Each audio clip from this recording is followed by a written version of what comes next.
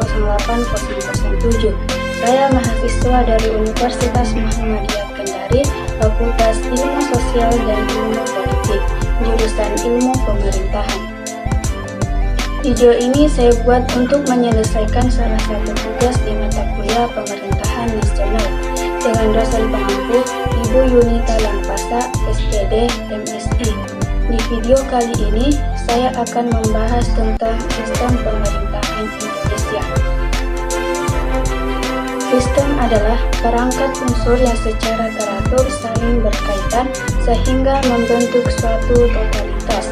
Pemerintah adalah sistem menjalankan wewenang dan kekuasaan yang mengatur kehidupan sosial, ekonomi, dan politik suatu negara atau bagian-bagiannya.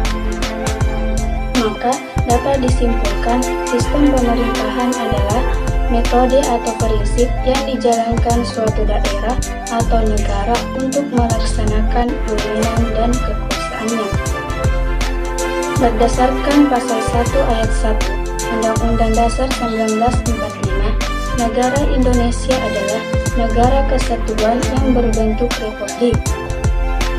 Maka, Indonesia menjalankan sistem pemerintahan presidensial dengan adanya pembagian kekuasaan menjadi tiga tanggung jawab, yaitu eksekutif sebagai pelaksanaan undang-undang, legislatif sebagai pembuat undang-undang, dan yudikatif sebagai pengawas pelaksanaan undang-undang. Berikut adalah pokok-pokok dari sistem pemerintahan di Indonesia. Yang pertama, negara berbentuk kesatuan dengan bentuk pemerintahan republik dan sistem pemerintahan presidensial. Yang kedua, presiden sebagai kepala negara dan kepala pemerintahan yang dipilih langsung oleh rakyat. Yang ketiga, presiden dan wakil presiden adalah kepala eksekutif. Dan yang keempat, menteri yang bertugas membantu presiden dipilih langsung oleh presiden dan disusun dalam kabinet kerja. Dan yang kelima, badan legislatif dibagi menjadi Dewan Perwakilan Rakyat atau DPR dan Dewan Perwakilan Daerah atau DPD.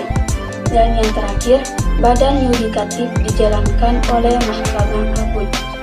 Adapun ciri-ciri dari sistem pemerintahan: yang pertama, presidensial, 3 bagian kekuasaan menjalankan check and balance, artinya tidak ada intervensi di antara kekuasaan, namun saling mengimbangi untuk menghindari kekuasaan yang diserahkan hanya untuk satu institusi secara supremasi.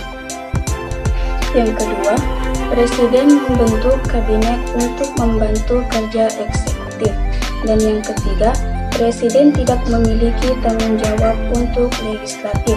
Dan yang keempat, presiden dipilih langsung oleh rakyat sesuai dengan periode yang diatur dalam undang-undang.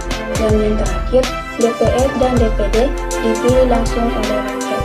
Itulah tadi materi yang sempat saya bawakan, kurang dan lebihnya mohon dimaafkan.